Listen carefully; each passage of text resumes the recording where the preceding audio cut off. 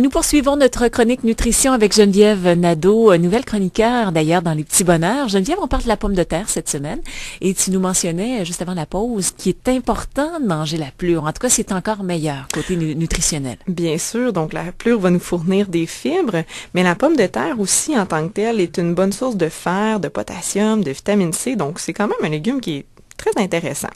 Alors, c'est sûr qu'il faut bien brosser la plure là, si on veut la consommer pour pas manger la terre en plus. Ça, c'est bon pour la santé. Ouais.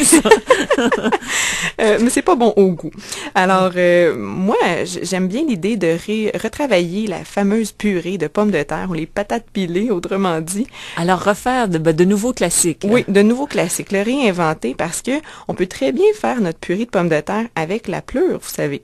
Alors, on peut, couper les pommes de terre en plus petits morceaux, évidemment, parce qu'on veut pas des gros morceaux de plure. Mais une fois que ça sera mis en purée avec nos ingrédients traditionnels, du lait, un peu de beurre, on peut même acheter des petits oignons verts ou la ciboulette, là, hacher finement, une bonne dose de poivre. C'est bien plus simple, en plus. C'est très simple et ça fait une purée de pommes de terre qui est plus consistante, qui est plus nourrissante, je dirais. S'il y a quelque chose qu'on n'aime pas, c'est peler lorsqu'on prépare la purée ou encore la fameuse croustade aux pommes, de peler la pomme. Effectivement. On pourra en reparler de ça oui, aussi, sûrement, Geneviève. Donc, je viens de vous sauver du temps, là, finalement. Exactement. Et est-ce qu'on a d'autres pistes, peut-être? Ben oui, ce que j'aime bien vous faire aussi, c'est de les cuisiner sous forme de frites maison.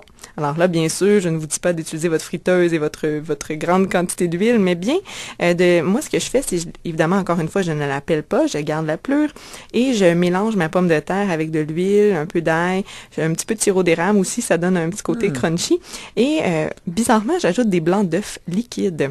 Ah oui? Oui, dans le mélange de frites. Alors, je les laisse évidemment mariner crus là, dans le réfrigérateur. Et juste avant de les faire cuire au fond, je vais les étaler sur une plaque à biscuits. Là, je tapisse toujours de papier parchemin pour éviter que ça colle.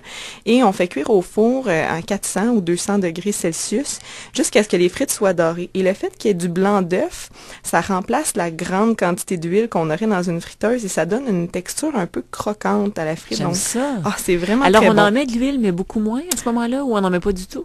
On en met beaucoup moins, donc moi je dirais pour environ 2-3 pommes de terre, là, pas plus qu'environ 10 ml, 2 cuillerées à thé d'huile.